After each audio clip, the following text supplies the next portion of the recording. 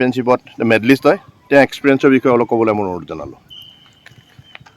ধন্যবাদ। আজি সময়ত মোৰ যিসকল শুভাকাংক্ষী ইয়াত উপস্থিত হৈ আমাৰ খেলুৱৈ জীৱনৰ বিষয়ে দুটা কথা শুনিবৰ কাৰণে আগ্ৰহে ৰৈ আছে, তেখেতসকলৰ প্ৰতি মই দুটামান কথা ক'ব বিচাৰিছোঁ।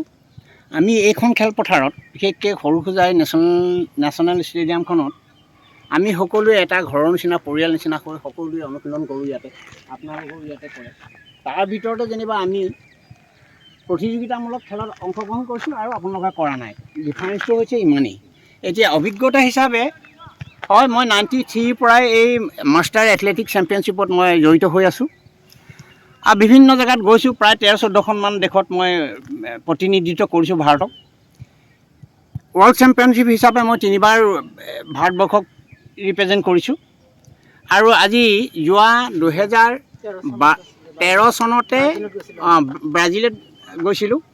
তাৰ পাছত মই এই এছিয়ান চেম্পিয়নশ্বিপত ভাগ লোৱা নাই, যিহেতু মই যিবিলাক জেগাত এতিয়া পুনৰ আকৌ এবাৰ এই আপোনাৰ এই এছিয়ান চেম্পিয়নশ্বিপ হৈছে সেই সকলোবিলাক জেগা মোৰ চিনাকি, কাৰণ মই প্ৰথমতে এবাৰ গৈছোঁ। গতিকে এবাৰ যোৱা জেগালৈ আৰু এটা দ্বিতীয়বাৰ যাবলৈ মন নাযায়, সেইকাৰণে মই যোৱা নাছিলোঁ।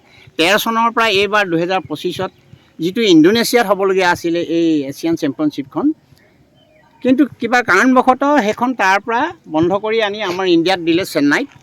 এই তাতে আমি উপস্থিত হৈ তাতে খেলত অংশগ্ৰহণ কৰি মই 4টা মেডেল ল'বলৈ সক্ষম হ'লোঁ।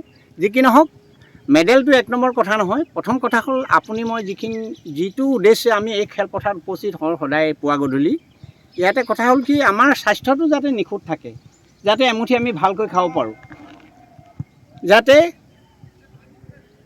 মেডিকেল বা ডক্তৰ বা এনেধৰণৰ হস্পিটেলত যাতে আমি ঢেৰ মানে সেইবোৰ পইচা দি পেলাই আমি আৰোগ্য হ'বৰ কাৰণে আৰু বেমাৰ আজাৰ দেখুৱাবৰ কাৰণে আমাৰ সিমান এটা সামৰ্থ্য হিচাপে নাই যদিও, আৰু এইবিলাকত যাতে গৈ থাকিব লগা নহয়, তাৰ কাৰণেই আমাৰ এই অনুশীলনটো বৰ দৰকাৰ। গতিকে মই ভাবোঁ আপোনালোকৰ ভিতৰতো যদি অংশগ্ৰহণ কৰিব বিচাৰে, আমাৰ মাষ্টাৰ এথলেটিক আছে, সৰুৰ পৰা যায়।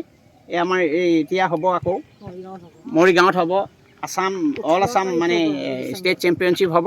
গতিকে তাতো আপোনালোকে অংশগ্ৰহণ কৰি এনেধৰণে আপোনালোকে নিজকে সুসজ্জিত কৰি ৰাখিব পাৰে। এইটো খেলিলোঁ বুলিয়ে বা নেখেলিলোঁ বুলিয়ে কোনো হেৰি নাই যে খেলিব লাগে বুলি তেনেকুৱা কোনো কথা নাই, কিন্তু সেইটো মনৰ এটা কথা, এটা এক্সপিৰিয়েঞ্চ হয়, আপোনাৰ ভাৱৰ আদান প্ৰদানো হয়, বিভিন্ন দেশৰ মানুহৰ লগতো এটা যোগাযোগ থাকে।